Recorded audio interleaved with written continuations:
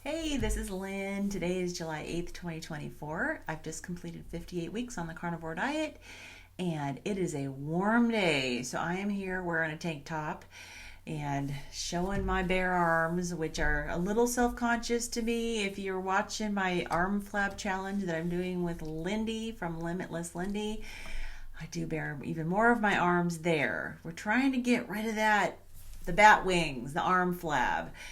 And we'll see. We got one more week to go, and I'm not sure if I'm losing any arm flab, but I feel like I'm getting a little stronger. But anyways, I'm here to report my results, give an update on how this last week has been. And it, like I said, it has been warm. And so with my Mast Cell Activation Syndrome, heat has been the biggest trigger for me historically. And so this is probably going to be one of the warmer weeks of our summer, and it is Washington State. So it's not like I'm in Arizona or Texas or some of these other states where it's 100 plus degrees and very humid. I can have a mast cell reaction at 70 degrees. And right now it's probably, well, I think it's supposed to be about 90, maybe 88, 89, 90, something like that. And so I realize that for a lot of people, that's great weather. But for me, I've had issues. Like I said, it could be 70. A lot too has to do with the UV index. And on a very clear day, and if it's 70 degrees, and if I'm out, I can have a mast cell reaction and I get dizzy and nauseated and I feel like I'm going to pass out very quickly. Not like someone who's been out, for hours and then they start to get some sort of heat stroke type symptoms. For me, it happens very quickly. So sorry, I reset my phone and my screensaver plays like every few seconds it's going off. So anyways, I'm going to hopefully not be too distracted by that. But anyways, so far I'm doing okay. Now, I can't say that I'm spending a tremendous amount of time outside, but I am going outside. I try to get some vitamin D every day where the weather's warm enough for me to go out and get some sun exposure and soak in some vitamin D. I really care about keeping my vitamin D levels up because I know that that's important. So far I'm doing okay. Haven't had any reactions, so that's great. Fortunately, we have air conditioning. Now, that may seem weird if you're someplace where it's warm a lot, but in the state of Washington, last I heard, about a third of the homes don't have any air conditioning in them. And that's generally because it hasn't been needed. We do have air conditioning in our house, so I'm very grateful for that. But my daughter, and she just recently got married. Her apartment complex, they don't have air conditioning, so they did end up getting a unit to put in the window.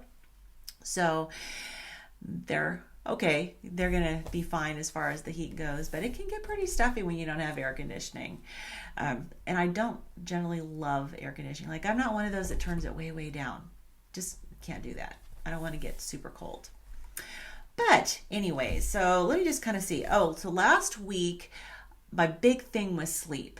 My sleep schedule was just crazy and I was having trouble getting to sleep. And I appreciate all of the feedback I got from all of you. And I decided that the most logical and reasonable and easy solution to start out with, or at least to try, is to get my phone out of the room. Yeah, and I admit I'm really bad when it comes to laying there in bed and just being on my phone or staying up late on my phone. So I finally did get my phone out of my room and I feel like it's helping. Now, I can't say that this week was perfect, but I've also taken the suggestion of get up early regardless to what time I go to sleep. So I did, like I said, I had a couple days where things weren't so good, but I'm definitely improving. So this coming week, I'm hoping to improve even more and have it be very consistent as far as my sleep goes. Now, I did set an alarm this morning for 7:30. Usually my dog wakes me up before that, but today he didn't, which was nice. But I figured, well, I'm not going to go too early with my alarm because I'm still getting to sleep around 11. So until I'm getting to sleep closer to 10, I don't think I want to get up a whole lot earlier than about 7:30. Fortunately, I can't because I'm retired. But eventually, if I can start getting to bed 9, 9:30, 10, I want to be getting up more like 5:30 because I really, really do like the cool early morning hours, especially in the summertime. It's just so refreshing and I love it. So anyways, that's good. I'm coming along with my sleep. That's something I'm really happy of. My I'm noticing too, my food tolerances seem to be improving, which I'm really glad about because I have had to be on the lion diet primarily for quite a long time. If you're new to this channel, I went on the carnivore diet because of my mast cell activation syndrome. I was totally disabled and in very, very poor health. The family was very worried about me, afraid they were going to be losing me. And I was very, very vastly becoming a complete cripple and reacting to so many things. And a lot of times not even knowing what I was reacting to and only able to lay around. So the progress over the past 13 months has been absolutely insane. But part of the journey has been very low histamine diet. And I really turned a corner when I went from traditional carnivore, the beef, bacon, butter, eggs. I was eating pork. I was eating some chicken. I was eating the whole egg, to the lion diet where I did 6 weeks of just beef and lamb, salt and water. And it was very strict. And I really turned a corner with my health when I did that. So over the months since then, and I've been doing, that was maybe 9 months ago that I did that. I have been mostly lion diet since then. And every time I try to add something back, I would have some sort of reaction. Sometimes it wouldn't be throat swelling. Sometimes it would be my gut. Sometimes my rosacea would flare up. And right now, I would say my rosacea is probably the best it's been since I started the carnivore diet. And I'm not going to complain about a tiny little spot here. I mean, eventually I'm hoping it'll be completely gone. But right now my rosacea is in really good condition. Now I'm not wearing any makeup. I never wear makeup when I do my videos because I want you to be able to see my skin and the progress with my rosacea. And if you saw previously, I'll put a picture. You know how bad it was. It was horrific. I was absolutely mortified to even be out in public. So I am finding now that I can actually here and there eat some bacon, woohoo, without having a reaction. I'm not going to overdo it. Absolutely. I'm not going to be going hog wild on suddenly eating a ton of bacon because it is high histamine and I don't want to fill up my histamine bucket. I'm in a good place right now, but I have found I've been able to maybe a couple times during the week actually have some bacon. That's awesome. I can actually have some whole eggs because egg whites are high histamine. I was eating my egg yolk scramble, and now I'm doing fine with that. But I found that now I'm actually able to eat some whole eggs here and there. So I'm really encouraged. I may try a fresh pork roast. I love pork roast in the crock pot, and so that might be something for me to try. And I love beef. But I miss having a pork roast. And so we'll see. I know that it's the different nutrient profile from beef. But my poor husband, it's like, what are you having for dinner? Beef and beef and beef and more beef and beef. And he does struggle a little more than I do because he doesn't have the baseline health issues that I had. So giving him a little variety would probably be nice. So we'll see how that goes. I don't know. I may give it a little more time before I branch out and try something like that. So we'll see. If I do, I'll definitely let you know. So we have one more week of the arm flab challenge. I am very good at setting unrealistic goals for myself, and especially when it comes to fitness, because I don't really know my own fitness level very well, and I definitely underestimate how long it takes to get to build up fitness after being so incredibly deconditioned. So I set a goal to be able to do the entire video, arm workout video, by the end of the 30 days. I have come to grips with the fact that that is not a realistic goal for me. The fact that I'm still doing it, it is hard. The fact that I'm still doing it is good. I feel like I'm getting some strength in my arms. So that's good, because my arms really are not my strongest body part. They really aren't. So it's been good to get strength in my arms. And so I am just happy to realize that that goal is not realistic, because the times I've tried to push myself, because I'm like, oh my gosh, I've got to get to that goal, so I better push myself, I really pay for it, and my muscles just aren't ready yet. So that's that.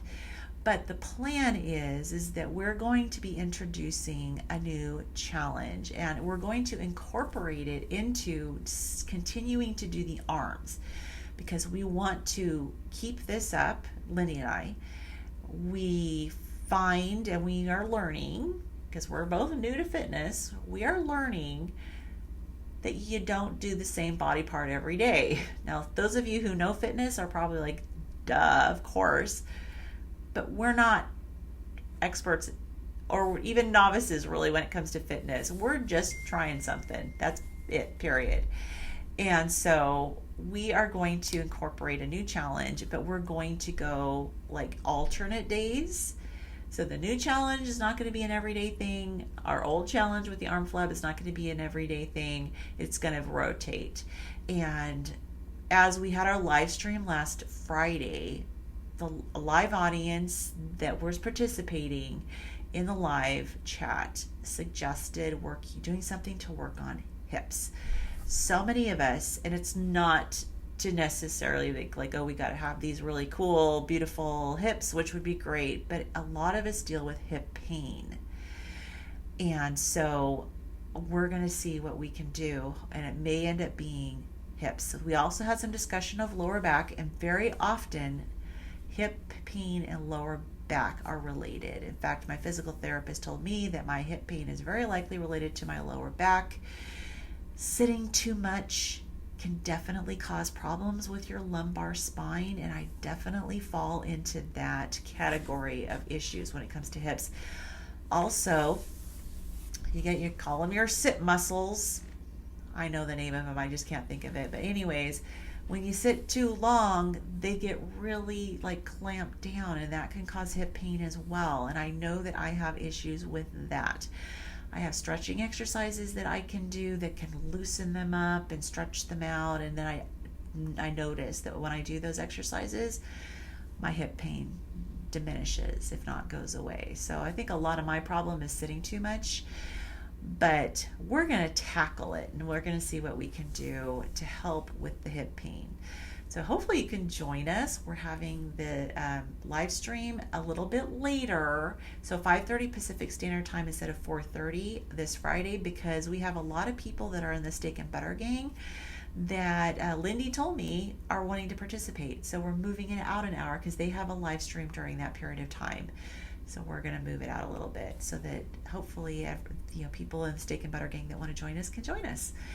So anyways, that is the update on that. I am losing my spot on my notes here. So let's see here.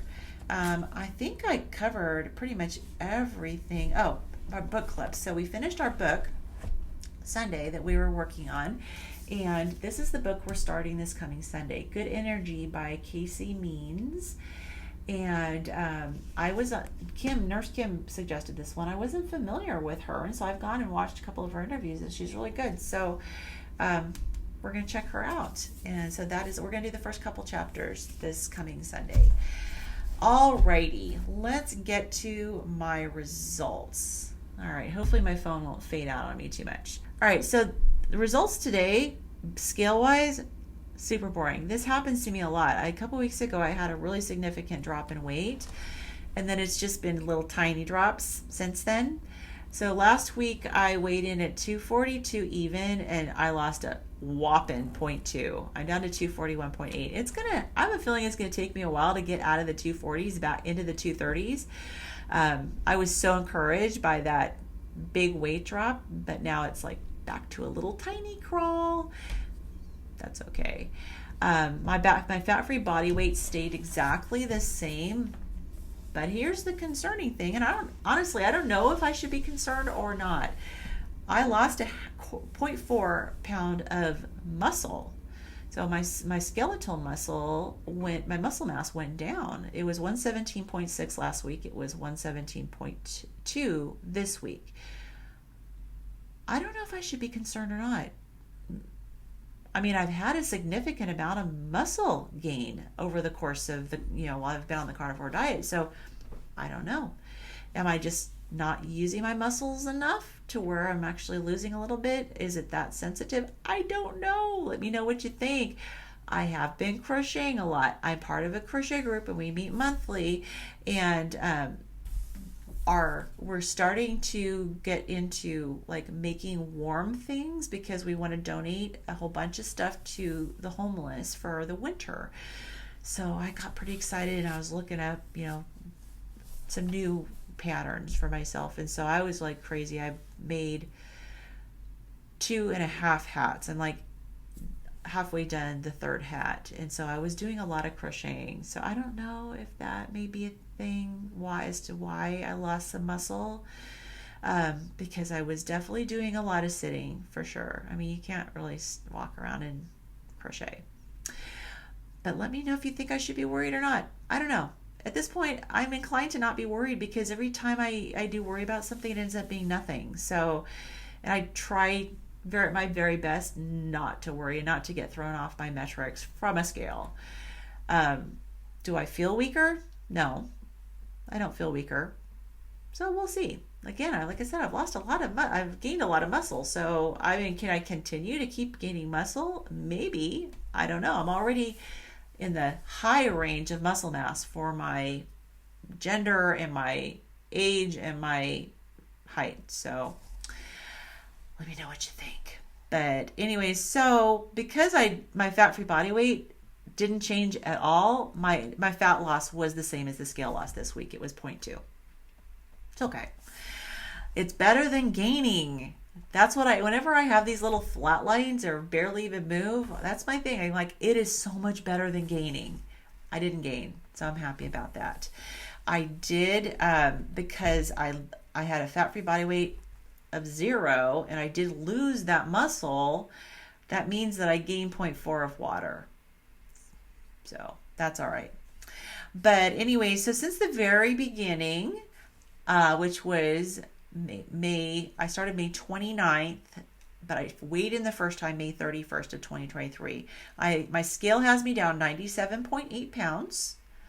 I'm just not reaching that 100-pound mark. Hopefully within the next several weeks I will, but we'll see. My fat-free body weight has increased by 26.6 pounds. That is a total of 25 pounds of muscle and 1.6 pounds of bone. So as of this week, my net water gain or loss is 0. Again, it fluctuates up and down. So my total, if you add my fat-free body weight gain to my scale loss, my total fat loss since the beginning is 124.4 pounds. So I'm happy. I'm happy to move along at a crawl. That is okay. I mean, where I am now versus where I was 13 months ago is absolute night and day. Like, I don't even recognize myself. Like, I went line dancing the other week. Like, what? I was able to dance at my daughter's wedding. I will do one of my goals was to fly with my husband. So if you're new, I have never been able to fly with him. My husband is a private pilot. We have an airplane. I have always been too big to fit into his airplane. And I need to be under a certain weight. I'm now under that weight. I want to get maybe 10 pounds or something off of me more until I feel like I don't want him to have to have like no fuel in order to get me up in his plane. I want him to be able to have a decent amount of fuel in his tank so that we can actually go someplace. I want to go to Orcas Island. I love it. It's my favorite place, as you know. But anyways, my goal is to, by the end of this summer, to have my first flight with him. We are going on 34 years of marriage, and he was flying when I met him, and I have never flown with him. So that is going to be monumental for me.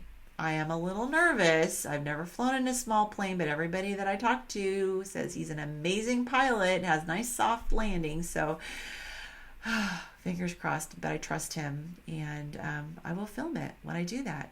So anyways, that's it for this week. I hope everyone has had an absolutely fantastic week. I hope you're staying cool if you are someplace where it is warm. If you are way on the other side of the world where it's winter, I'm a little jealous right now because I like the cool weather. But anyways, have an absolutely fantastic week, and I will see you in the next video. Bye-bye.